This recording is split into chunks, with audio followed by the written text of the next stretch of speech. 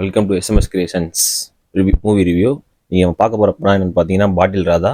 இந்த படத்தை யார் இயக்கியிருக்காங்கன்னு பார்த்தீங்கன்னா தினகரன் சிவலிங்கன் ஒருத்தர் இயக்கியிருக்காரு.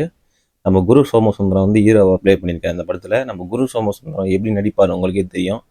ஜோக்கர், மின்னல் முரளி, ஆரண்யங்க போன்ற படங்களில் அவர் நடிப்பை பார்த்து வியந்திருக்கோம். இந்த படத்துலேயும் அவர் நடிக்கலை, வாழ்ந்திருக்கார் அந்த கேரக்டராகவே. இந்த படத்தோட கதை என்னன்னு பார்த்தீங்கன்னா, குடியால் ஒரு குடும்பம் என்னென்ன இன்னல்களை சந்திக்குது, அந்த குடிகாரனோட மனைவி வந்து என்னென்ன சங்கடங்களுக்கு ஆளாகிறாங்க அப்படின்ற இதை பற்றி பேசியிருக்காங்க.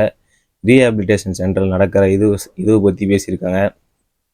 இது மாதிரிலாம் வந்து இஷ்யூஸை காமெடியாகவும் எமோஷன்ஸ் கலந்தும் பேசியிருக்காங்க. ஃபர்ஸ்ட் ஹாஃப் ஃபுல்லாக காமெடியாக போகுது, செகண்ட் ஹாஃபில் கொஞ்சம் எமோஷனல் சைடாக கொண்டு போகிறாங்க.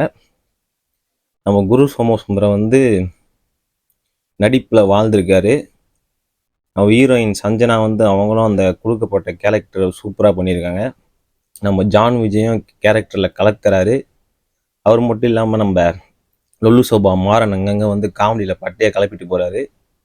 நம்ம ஜமா படத்தோட இயக்குனர் மற்றும் நடிகர் பாரி இளவழகன் வந்து ஜமாலே பார்த்துருப்பான் ஒரு நடிப்பு திறமையாக. அதுலேருந்து கான்ட்ராக்டாக ஒரு கேரக்டர் இந்த படத்தில் ஒரு குடிகாரனாக பண்ணியிருக்காரு.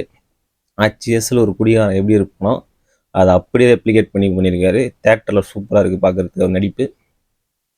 அப்புறம் ஷான் ரோல்டன் வந்து இசை வழக்கம் போல் சூப்பராக போட்டிருக்காரு.